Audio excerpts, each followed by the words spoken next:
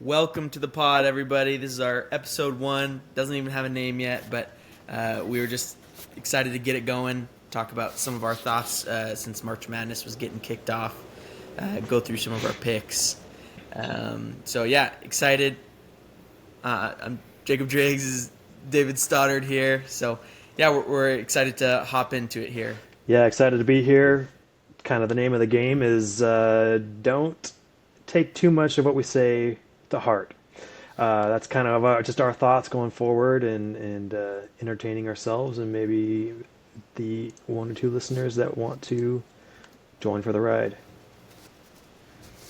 Yeah. So obviously March Madness is going on. I think we can start there, and that's probably going to be what we talk about most in this specific episode. First four is already complete. I just had a couple thoughts on there. I know you were out of country or just getting back from out of country for those, but the 16 to 16 matchups I didn't have a ton of thoughts on. There was a really good ending between Alabama State and St. Francis. The old baseball throw across the court made it in last minute. That was awesome.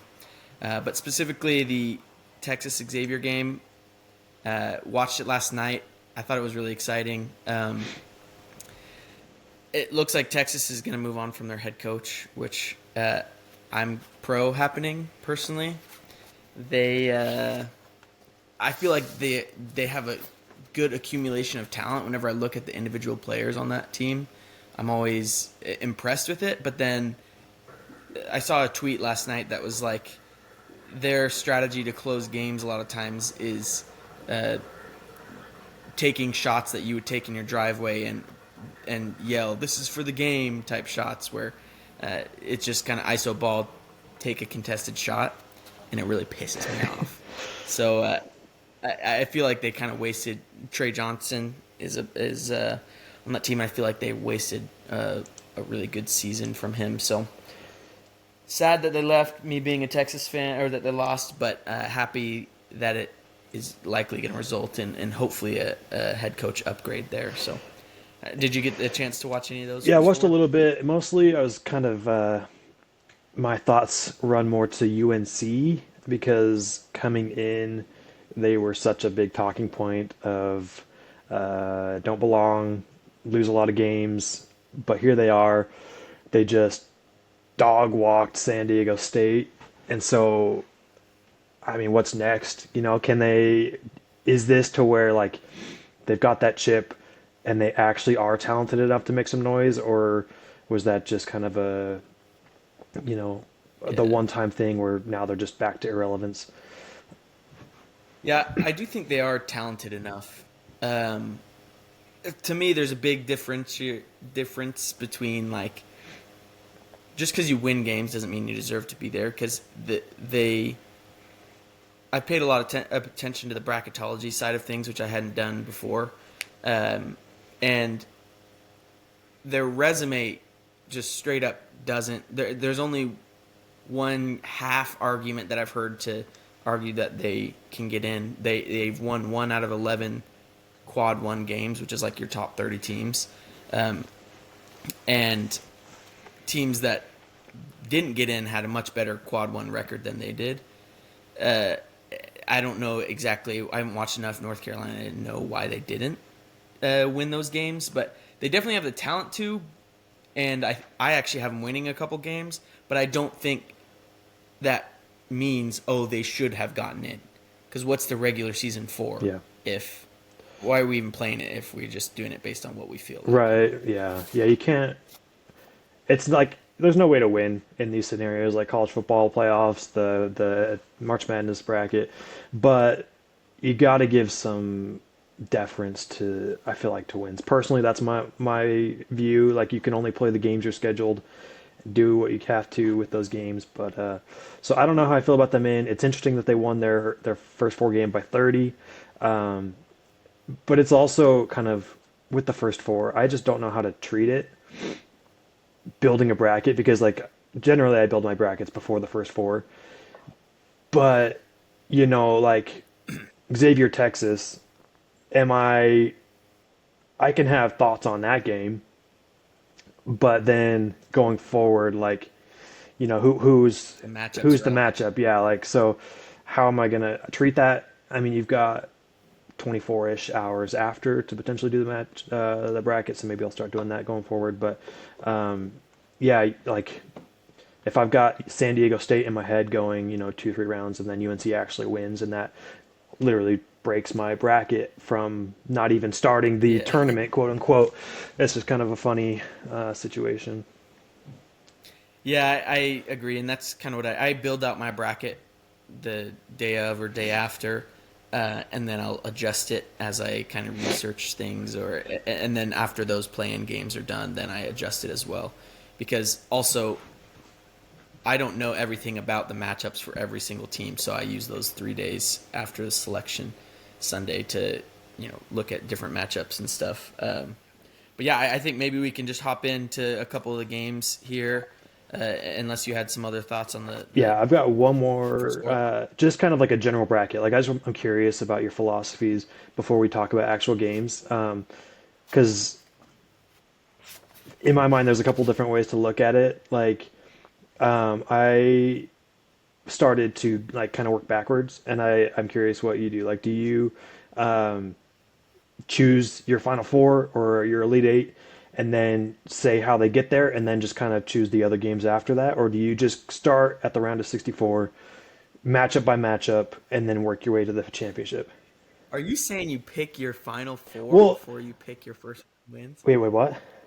That's No, that's what I'm saying. Like, crazy. I don't necessarily do that, but like I've got teams in mind where I'm like, okay, I could see them, like at the Oh, end, okay. how do they get there? Rather than like saying, okay, so Auburn's going to beat Alabama State, then Louisville, then Michigan. Like, Yeah. Well, I approach it the same way as the bracket goes. To me, it's I have teams I'm high on, and those teams that I'm high on will typically get there in the mhm, end.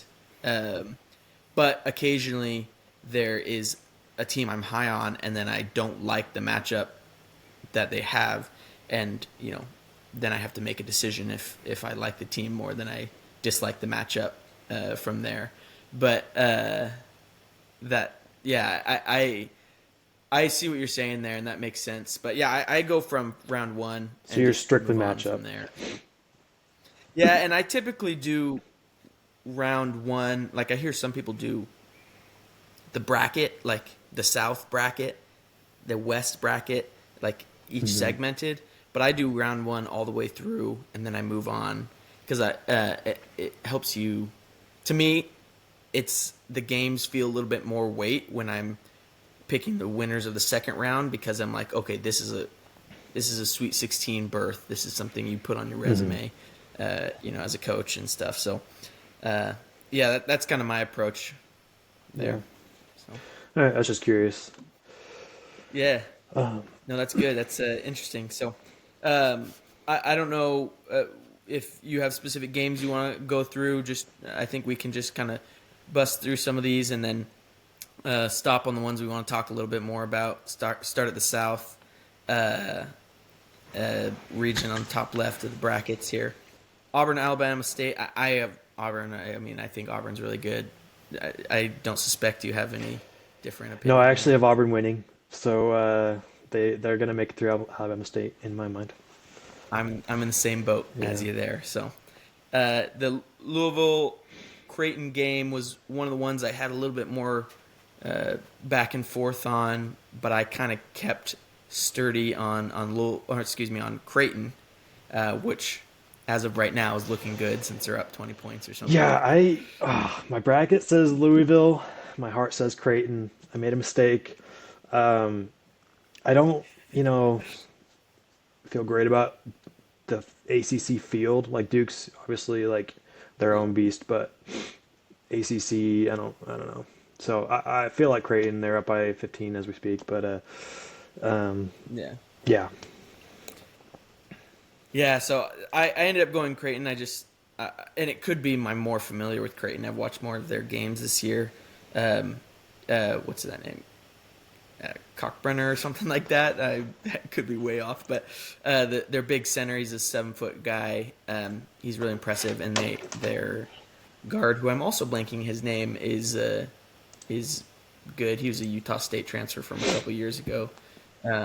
And just I've been impressed with them. I don't necessarily think they're going to make a deep run, especially considering they run into Auburn next. But yeah, I had Louisville there. Then the next game on there is the Michigan UC San Diego, and I juggled with this one. I think this is one of the most popular upset picks in the bracket. What'd you end up going with on this? I took Michigan. Um, I don't honestly have a lot of upsets just going forward. Um, it's hard. It's hard. It's fun, but it's hard to feel good about Yeah, like making that risk. Until you get it's easy to to feel like you're making a stupid pick. 6-11, 7-10, you can probably make some Yeah, decent arguments, but a 5-12 is, and I know there's some every year, but like you get it wrong, you're done kind of deal. So, yeah, yeah. I went back and forth quite a bit. UC San Diego, from a metrics point of view, has been a top performer all year, and I think they're like top 15 on some of. There's like Torvik or Kempom. Uh, they're pretty highly up there. But my concern is that they didn't really face any good teams throughout the year, and so I just didn't feel great about making them win. I switched back and forth. I ended up rolling with Michigan just because they have a little bit of momentum from the Big Ten championship that they snagged there. So I ended up rolling with Michigan there. So yeah. the Texas A&M Yale game. To be honest, I don't know much about Yale except for that I've seen that they're doing good, and that they have. Some people have kind of thought they could be a giant killer going into the tournament before Selection Sunday. And I also have watched a couple Texas A&M games that they have lost, and so it could be that I've only really watched games they've lost, but never been super impressed. They got a couple scores. I think they're good at rebounding, but I just went with my gut, which There was you go. Yale. Uh, Can't hate that. and It's also you've got Texas A&M, who's generally a disappointment going into the Yeah, into March, and so. But personally, like, and you'll see this a lot with my bracket, is I'm an SEC fanboy, and so if that's a fake conference, then I'm screwed. But that's to be determined, I yeah. guess. So you had So I had A&M. A&M, yeah, There we go. Yeah, I was conscious of all the SEC teams because I do believe that the SEC was not as overrated as some people say they were this year, but um, I didn't have them winning out or anything like that. yeah, So and already they didn't because Texas. So Ole Miss, North Carolina. I hinted at it earlier. I'm picking North Carolina. I think they got a little bit of momentum. I think even that loss to Duke, they had an ACC tournament, was kind of a momentum builder for them a little bit. I heard in the locker room they all kind of came together to I guess bond or comfort each other after that tough loss. So I'm going with them. I think they're talented enough, and I don't have that much faith in Ole Miss. So any thoughts on well, this game? I chose the opposite, but I don't hate the North Carolina pick just because I don't necessarily trust Ole Miss, but I'm going back. Like, I don't necessarily think that North Carolina can do it twice in a row against uh, tournament level competition.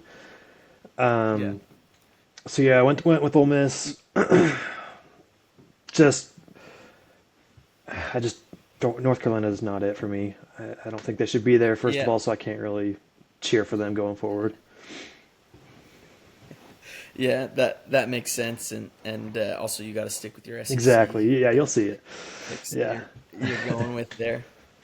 Iowa State. I picked Iowa State. Iowa State's a really good team, but they are a little bit beat up. I think one player's out for the season, one of their starters, and another one is likely to play, but still banged up. So I went Iowa State, but not with a lot of faith. This could be an upset watch for me.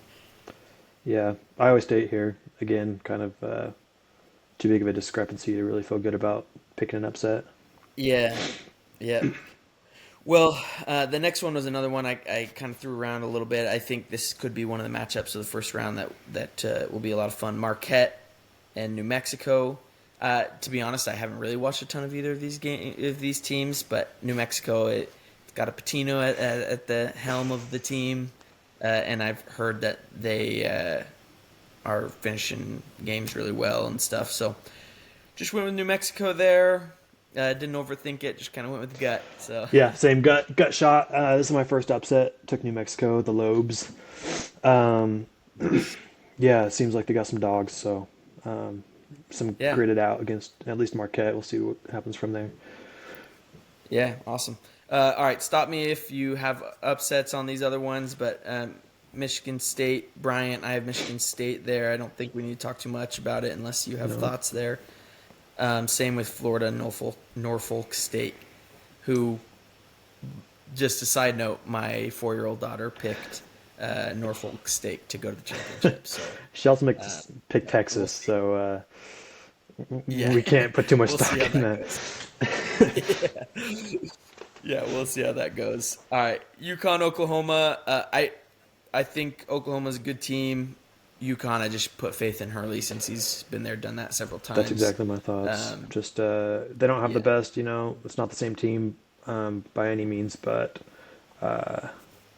you come back after a big win and have to win at least a round, right? yeah, yeah, yeah. I think we're on the same page there. And yeah, again, I was tempted to go Oklahoma just so that I could put a little faith in the SEC, but I didn't. So partially, I'm a Texas fan, so I didn't want Oklahoma to win. So we'll see how that ages. Uh, Memphis, Colorado.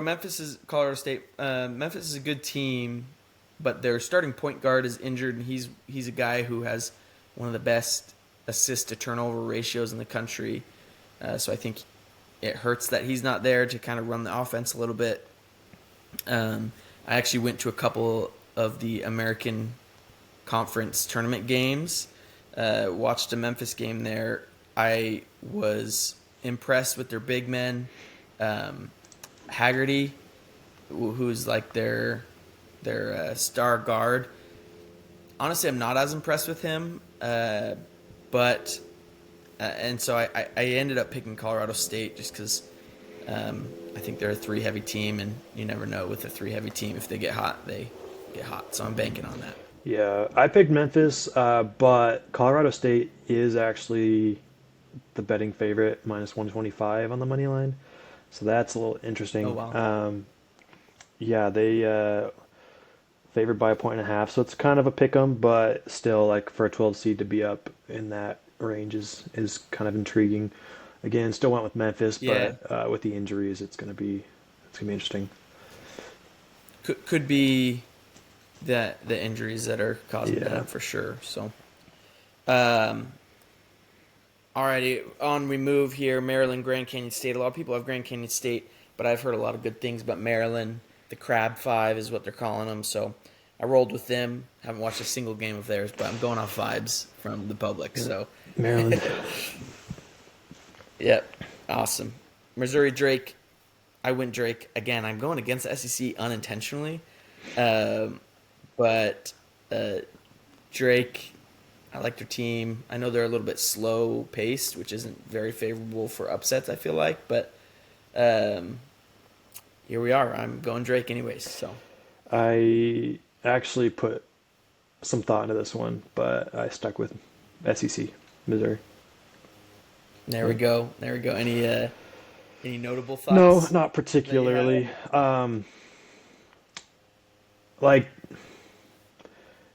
Drake's got what are they, 30-3 or something like that, so they win a lot of games. Um, but again, just kind of like the quality of play and the quality of opponent, it's hard to uh, choose against a SEC school in this particular case. Yeah, yeah. That's a good point. I mean, I don't think you're wrong for choosing Missouri. I think they're a good team. So, um, all right, Texas Tech. I went with Texas Tech. They're a really good team. That should be a big upset in my mind if UNC Wilmington wins it. Did you go Tech Tech here, here? yeah. There we go. I knew you wouldn't go the upset on this route. So, uh, all right, these last four teams here: Kansas, Arkansas. Uh, Interesting game. Kansas is a good team. Not fully confident in them. They've had up and down season. So I ended up going Arkansas, even though they've also had an up and down season. I just feel like I like the roster a little bit better on Arkansas. So yeah, that's where I went here. Yeah, I also did Arkansas. Kansas isn't the Kansas of normal years, so Yeah, I'm just gonna say they go out first round. here we go. There we go. Um, okay, I have St. John's. I think they're a good team. Omaha, not as good here. I don't know if any thoughts there. No, just St. John's. Okay, cool. All right, I don't know that we need to go through every game on the other side of the bracket unless you'd like to. Do we just want to pick a couple games that stood out to Yeah, us? or throw out your Uh, upsets if you've got them. okay. Just yeah. Yeah, I like that approach. I A couple games I wrestled over here is BYU VCU. Watched a lot of BYU games. They're like 11 deep. Their rotation, and all 11 of those people are a threat at any given time. They will almost certainly have four people on the court at a time that can hit from deep. I was really confident and high on them going into the tournament, but I think VCU is a really bad matchup for them. Sometimes if you get these physically defensive teams, BYU can slow down quite a bit because a lot of their looks from deep come from in the paint. They drive and kick out. I think VCU will kind of slow that down a little bit. So I was hesitant. I had VCU for most of the time, but then I switched to BYU. I talked myself into BYU, making a little run here all the way to Sweet 16. Was it you that said BYU would have a harder time with VCU than like a Wisconsin in your mind? I don't know that it was me who said it, but I would agree. I was debating between VCU moving on and losing to Wisconsin, or BYU moving on and then going to the Sweet 16.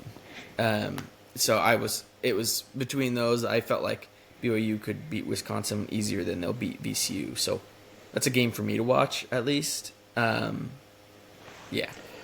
So any games stick out to you in there? Um, Curious your thoughts on like a UCLA Utah State. Like how do you think Utah State's gonna do in this tournament? Yeah, I have not watched any Utah State. I think they're a good team. I'm a little bit high on Hmm. UCLA. I think if they weren't in the Big Ten, they would be seated higher, specifically for travel reasons. I don't know the exact numbers off the top of my head, but I saw a stat that said uh, UCLA, when playing in the Eastern time zone throughout the last 10 years before they were in the Big Ten, they were sub 500. But then when they played in their time zone, they were, Yeah. comfortably above 500. And so that to me felt like it hurt their seeding because they were had such a disadvantageous, if that's a word, We'll call it. uh, uh, travel schedule. So I have UCLA winning, but I have them losing in the next round to Tennessee there. Yeah, So it's like either way you uh, take it, Tennessee's next, so it's like yeah, and I'm taking yeah. Tennessee in either case there. Not really Would close. you off topic, Yeah. but would you regionalize the conferences? This might be a topic for another day, but like just quickly, is that something that you would propose? No, No. no, I wouldn't. I wouldn't. I think the neutral site game is good. Uh, Even last night in the Texas game, you could tell how much of a difference it was. It was basically hometown crowd for Xavier, and it was a good environment and a playoff environment. So I guess in that way there's advantages there, but Well, I just uh, mean like regionalize, like take UCLA out of the Big Ten, you know, or yeah, but part of it, or are you saying in conference play or the tournament just specifically? like general conference, regular season, like take make either the West conferences or West Coast as a conference, take some the random teams out of the Big Ten, take the random teams out of the ACC, um, and Um, regionalize it a little more. I would be. I don't know what this entails, but I would be in favor of that if we separated from the NCAA and like all the schools just kind of did. And I've actually heard that. I think it was in soccer, NCAA soccer. They're now separating from NCAA, and just because NCAA seems like it's poorly run. There's a lot of random like transfer stuff is complicated these days, and um, yeah, and so I don't. Again, I don't know even have any clue what that Hmm. entails, but uh, I don't think it's really realistic for that to Fair. happen because money Yeah. talks. You know, that's the reason UCLA went to Big Ten is because they got whatever $30 million Mm. in TV deal money, and Pac-12 didn't. So Fair. Okay. Yeah. Just a off-topic little yeah, no, tangent. that's good question there. Good question there. Any other games that stand out? I don't have anything else except for that. I was super high on High Point beating Purdue, which I think as of right now, High Point's down like 10 points. They are, but Yeah, 10 Purdue, everything points. I've seen is they should be a fake. Like analytically, they're not it. So I don't blame you for taking that pick, but we'll see what happens. Yeah, and I watched the High Point run in their conference tournament, and I just thought the energy from a couple of their players was really good. And I feel like when you have high energy, you can make a run. Like you just gotta show up for the moment, Hmm. and yeah, they did. So yeah, that was a big upset that I had. Although I don't have them going on a run, I just had them upsetting Yeah. there, and then other than that, I didn't have many upsets on that side of the bracket. So, any other matchups or anything that stood out to you before we wrap up here? Not really. But if you were to pick one 12 or lower seed to make the Sweet 16, who would it be? 12 or lower. I would say I gotta look at who the 12s or lowers are here.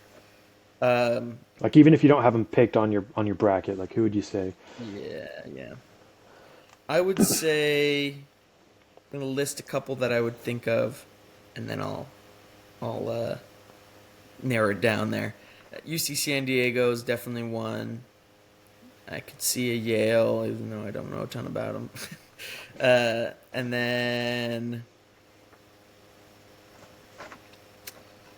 then Colorado State is a 12. Those three would probably be my early picks. I wouldn't be that surprised if we get Liberty. Although they have to. Did you say Sweet 16 or just upset? Sweet 16. Yeah, Liberty would have to go through Duke. No, they would meet him in Duke, actually. Yeah, I would say my final answer is Colorado State with a backup of UC San Diego. Those would be I like that. my early Um, picks.